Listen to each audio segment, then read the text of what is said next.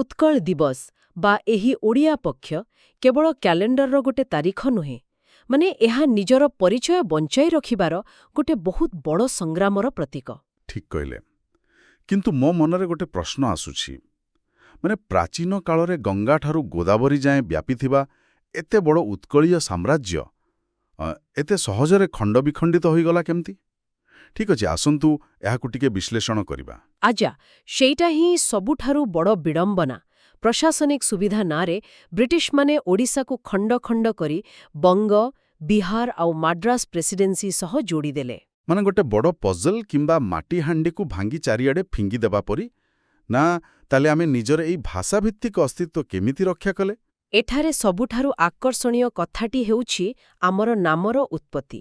ଉତ୍କଳ ଅର୍ଥାତ୍ ଯେଉଁମାନେ କଳାରେ ଉତ୍କର୍ଷ ଲାଭ କରିଛନ୍ତି, ଆଉ ସେଇପରି ଉଡ୍ର ଶବ୍ଦରୁ ଓଡ଼ିଶା ଆସିଛି। ହଁ, ଉଡ୍ରମାନେ ତ କୃଷିଜୀବୀ। ବିଲକୁଲ କୃଷିଜୀବୀ, ଆଉ ଯେଉଁମାନଙ୍କର ଈଶ୍ୱର ହେଉଛନ୍ତି ସ୍ୱୟଂ ପ୍ରଭୁ ଜଗନ୍ନାଥ। ସେଇଥିପାଇଁ ତ ମଧୁସୂଦନ ଦାସଙ୍କ ନେତୃତ୍ୱରେ ଯେତେବେଳେ 1903 ମସିହାରେ ଉତ୍କଳ ସମ୍ମିଳନୀ ଗଠନ ହେଲା, ସେମାନେ ବୁଝିଥିଲେ ଯେ ଆମକୁ ଭାଷା ଆଉ ସଂସ୍କୃତି ହିଁ ଏକଠି କରିପାରିବ।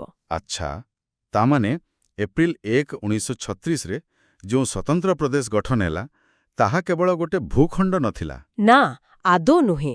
ଏହା ଥିଲା ଏକ ବିଶାଳ ସଂସ୍କୃତିର ସୁରକ୍ଷା କବଚ, ଆଉ ଏହି ସଂସ୍କୃତିର କେନ୍ଦ୍ରବିନ୍ଦୁ ଥିଲେ ପ୍ରଭୁ ଜଗନ୍ନାଥ। ଯଦି ଆମେ ଏହାକୁ ଟିକେ ଗଭୀର ଭାବେ ଦେଖିବା, ତାହେଲେ ମନେହୁଏ ସବୁ ରାସ୍ତା ଯାଇ ସେ ଜଗନ୍ନାଥଙ୍କ ପାଖରେ ହିଁ ମିଶୁଛି। ହଁ, ଆପଣ ଯଦି ଏହାକୁ ଗୋଟେ ବୃହତ୍ତର ଦୃଷ୍ଟିକୋଣରୁ ଦେଖିବେ, ଜଗନ୍ନାଥ ହେଉଛନ୍ତି ସବୁଠାରୁ ରହସ୍ୟମୟ ଦେବତା। ମାନେ ସେ ବୈଷ୍ଣବ, ବୌଦ୍ଧ, ଶାକ୍ତ, ଶୈବ ସମସ୍ତଙ୍କୁ ନିଜ ଭିତରେ ସାମିଲ କରିଦେଇଛନ୍ତି। ଏଠାରେ ବିଷୟଟି ପ୍ରକୃତରେ ବହୁତ ରୋଚକ ହୋଇଯାଏ। ଆମ ସୂତ୍ରଗୁଡ଼ିକ ଅନୁସାରେ ଆଧ୍ୟାତ୍ମିକତାର ଏହି ପ୍ରଭାବ ଆମ ସ୍ଥାପତ୍ୟ କଳାରେ ବି ଦେଖିବାକୁ ମିଳେ। ମୁଁ ପଢ଼ୁଥିଲି ଯେ ମନ୍ଦିର ନିର୍ମାଣର 3ଟି ମୁଖ୍ୟ ଶୈଳୀ ଅଛି ଯାହା ସାରା ବିଶ୍ୱକୁ ପ୍ରଭାବିତ କରିଛି। ଓହୋ, ଆପଣ ରେଖ, ପୀଢ଼ ଓ ଖାଖରା ଶୈଳୀ କଥା କହୁଛନ୍ତି ତ? ହଁ, ସେଇଆ। ମାନେ ରେଖ ଶୈଳୀ ଯେମିତିକି ଲିଙ୍ଗରାଜ ମନ୍ଦିର ପରି ଊର୍ଦ୍ଧ୍ୱମୁଖୀ ହୋଇଥାଏ। ତାପରେ ପୀଢ଼ ଶୈଳୀ, ଯାହା ଜଗମୋହନ ପରି ଛାତ ଆକାରରେ ଥାଏ। ଏକଦମ ଠିକ୍। ଆଉ ତୃତୀୟଟି ହେଲା ଖାଖର ଶୈଳୀ, ଯାହା ତାରାତାରିଣୀ ମନ୍ଦିର ପରି ଚାରିକୋଣିଆ। ଏଗୁଡ଼ିକ କେବଳ ପଥର ନୁହେଁ, ବରଂ ଆମ ବିଶ୍ୱାସର ପ୍ରତୀକ।